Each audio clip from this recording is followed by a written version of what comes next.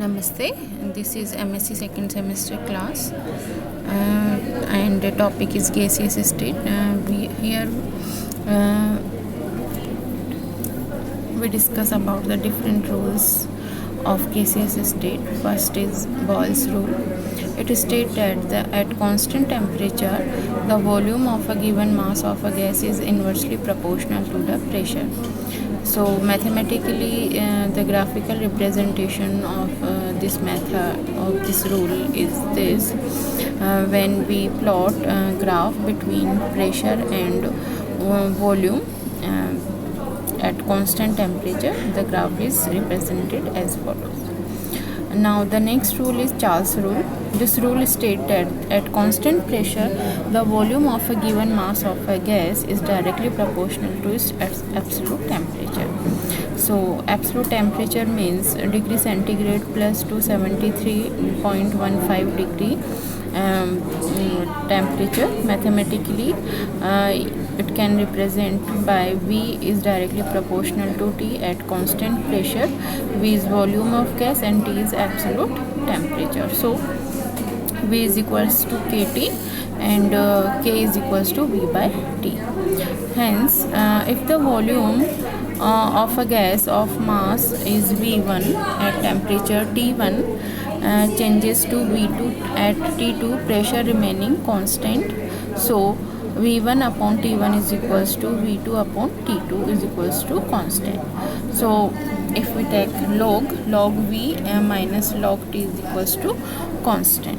So this rule can also be represented as Vt is equals to V0 273.15 plus T upon 273.15. This equation is called Charles-Gay-Lussac equation, where Vt is volume of gas at temperature T degree centigrade and V0 is volume of gas at 0 degree centigrade temperature. T is equals to temperature in degree centigrade. And graphical representation of this method is this. Now the next rule is Gay-Lussac rule or Hamilton law. It states that at constant volume, the pressure of a given mass of a gas is directly proportional to its absolute temperature. So P is directly proportional to T, where P is pressure of gas and T is absolute temperature. So P is equals to KT. It can also be written as P by T is equals to K. So P1 upon T1 is equals to P2 upon T2 is equals to constant. Log P minus log T is equals to constant, and this rule can also be written as Pt is equals to P0 1 plus T by 273.15. So Pt is the pressure of gas at 1 degree centigrade and P0 pressure of gas at 0 degree centigrade. T is equals to temperature in degree centigrade. And graphical representation of this rule is given by these graphs. Now we discuss here about the ideal gas equation. It correlates all the four parameters of a gas. It is the combination of Boyle's and Charles' law. P is equals to nRT.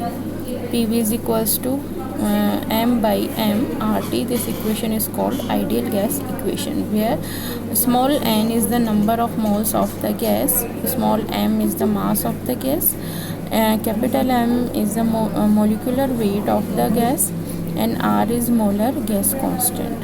For 1 mole of gas is equals to N is equals to 1, PV is equal to RT. P1 V1 upon T1 is equals to P2 V2 upon T2. So R is equals to R, or P1 V1 upon T1 is equals to P2 V2 upon T2, where P1 V1 T1 are the initial pressure, volume and temperature, and P2 V2 T2 are final.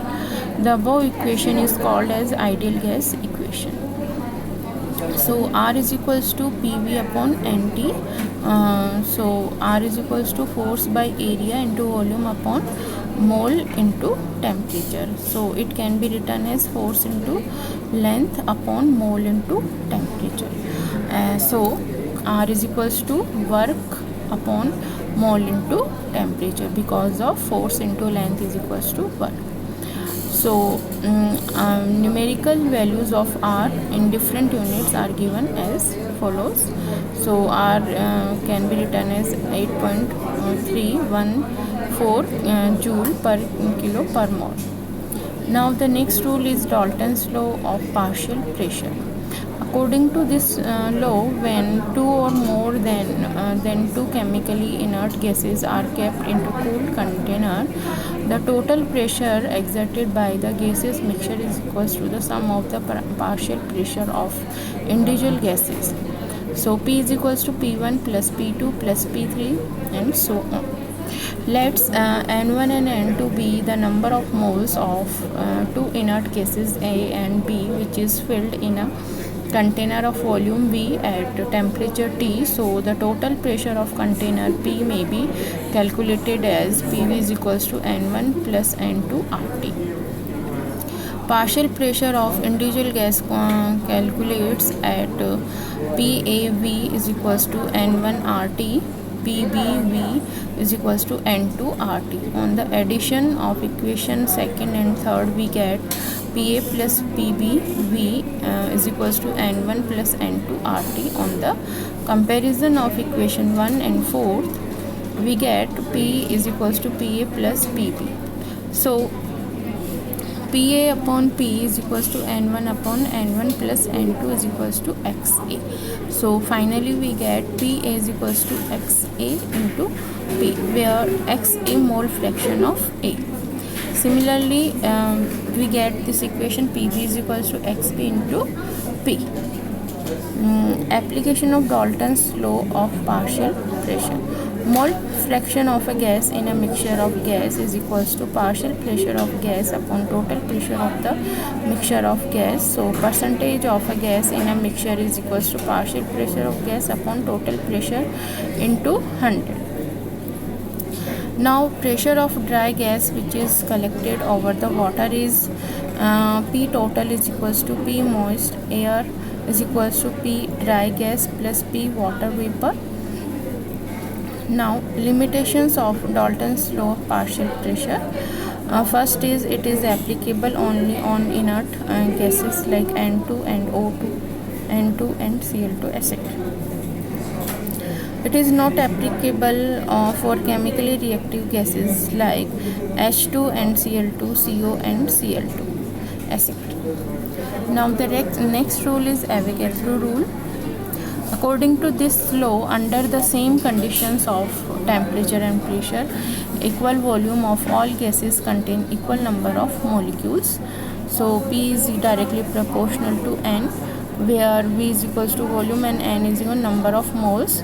Molar volume or gram molecular volume is equals to 22.4 liters of 22,400 ml of every gas at NTP is the volume occupied by the by its 1 gram mole, and it is called molar volume or gram molecular volume. The mole concept, mole is defined as the total amount of substance that contains as many basic units as there are atoms of 12 gram of isotopes of carbon 12. Thus, mole will be defined as the Avogadro number of particles, which is equals to 6.023 into 10 to the power 23. So this number is molecular present in the volume of gas as STP. Its value is 2.617 into 10 to the power 19 per cc. Now the next rule is Graham's law of diffusion or effusion. What is diffusion? It is the ability of a gas mixture spontaneously and to form a homogeneous mixture. Effusion means it is the process in which a gas is allowed to escape under pressure through a fine orifice from closed container. Now the law was proposed by Thomas Graham, and according to this law, at constant temperature and pressure, the rate of diffusion or effusion of a gas is inversely proportional to the square root of its density. thus directly proportional to its pressure. So rate of diffusion R is equals to directly proportional to P by root D. So R1 upon R2 is equals to P1 plus P1 upon P2 root D2 upon D1. If pressure is constant, then R1 upon R2 is equals to root D2 upon D1, where R1 and R2 are rates of diffusion of two gases and D1 and D2 are densities. 2 into vapor density and molecular mass. R1 upon R2 is equals to root M2 upon M1, where M1 and M2 are the molecular masses of two gases. Rate of diffusion, volume of gas diffused upon time taken for diffusion. Now the applications of Gram's law. In the detection of mass gas in mines, separation of isotopes, determination of density and molecular mass of gases, kinetic theory of gases. So this topic we take in next class. Thank you so much.